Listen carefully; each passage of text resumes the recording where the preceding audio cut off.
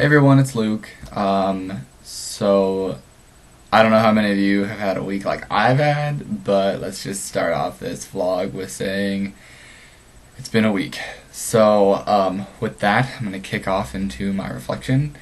And I'm going to be talking about the Students Helping Students book. But first, because this reading was about leadership, and a couple weeks ago I went to a Power of One conference over in Boise, Idaho. And at that conference, I went to a workshop where we discussed how to be an authentic leader. And I think that workshop really carried into what I was reading, because I was reading all these things about historical perspectives, about what makes a good leader, and models that have worked in the past. And I started to think to myself about the authentic leadership workshop that I went to. Now, this conference that I went to was a queer conference, and it was a bunch of LGBT students and allies and people working for equity and equality.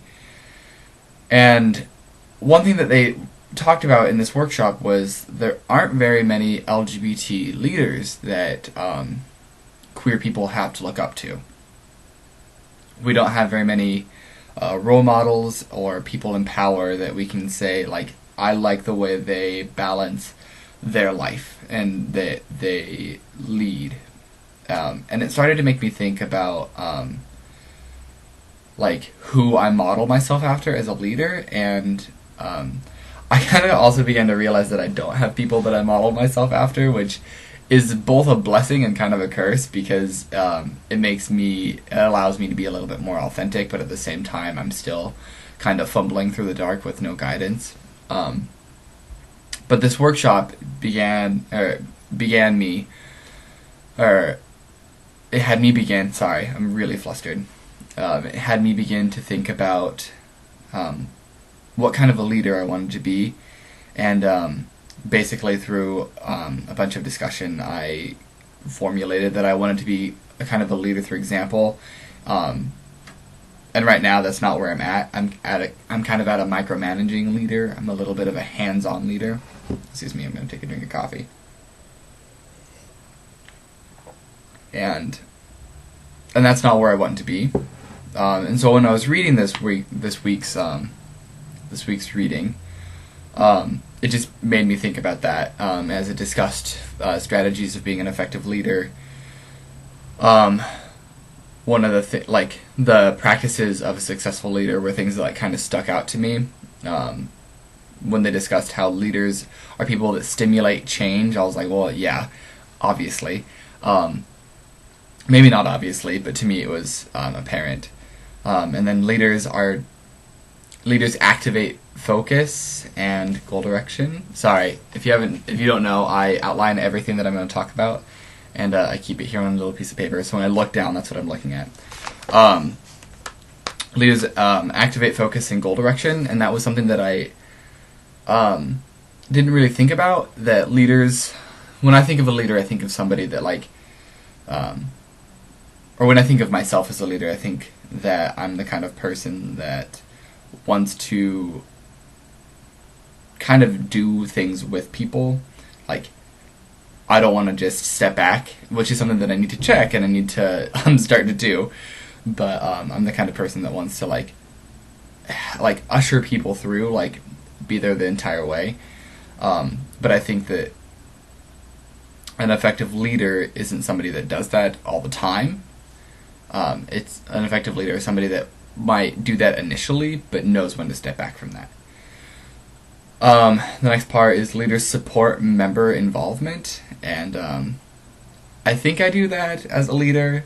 I think I'm supportive, but sometimes I feel like I might be a little bit too supportive. Like I might carry people.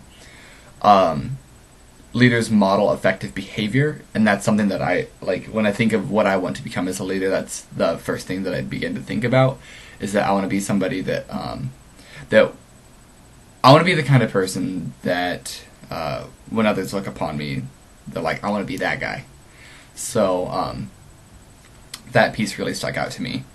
And that leaders recognize and reward, which is something that sometimes can go underappreciated, is the value of recognition, in that when you take on the position of a leader, you have a lot of power, obviously, and when you give praise or when you give recognition to people that you are leading, it can inspire them, and it can oftentimes be much more beneficial than criticizing or critiquing what somebody can do. Instead of focusing on a negative, if you could just emphasize the positive, it'll inspire people to move forward with that. So that brings me to my next and final points of my challenges as being a leader. As I mentioned before, I'm a very hands-on leader. I'm the kind of person that sometimes I forget that I'm a leader, and I try to be one of the members, and so like I'll just dive into the problem with them. And I really want to try to learn to take a bigger step back from that and to facilitate more. And I'm still trying to figure out what facilitation looks like for me, because I up until college I've never experienced that. My teachers have always been very, very micromanagey, and so that's the model that I have in my head of what a teacher and what a leader looks like. So I'm trying to remodel that into something a little bit more productive. Not to say that the leaders that I've had in the past haven't been effective or productive, but I'm trying to shift my thought so that I can be more effective. Oh, I'm getting a lot of text messages. That's awkward. And also I'm still really trying to find my voice as a leader. I'm trying to figure out, like I said, what I want to do, like how I want to be as a leader. Sometimes I struggle with including my queer identity when I'm a leader, which hasn't been a problem lately because most of my leadership roles have been within the Pride Center, so it's really it's a very safe environment for me to express my identity as a queer person. But sometimes when I'm outside of the Pride Center, that doesn't happen, and I need to remember to step up to that, because I'm a person that can step up to that, and I need to remember that I have that confidence and that I have that strength to be able to do so, because I'm sure that there's somebody that I'm leading somewhere that needs that, that needs a strong person within the community, within the queer community, to be an example for them, and that ties back into the style of leadership that I want to achieve, and that is leading by example.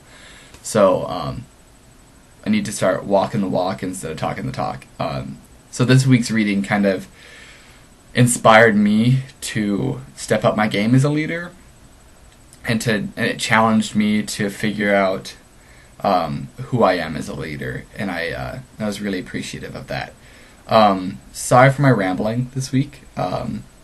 Like I said at the start of this video, it's been a long week. So thank you much. I'll see you all on Friday, and I hope you have a great day. Bye!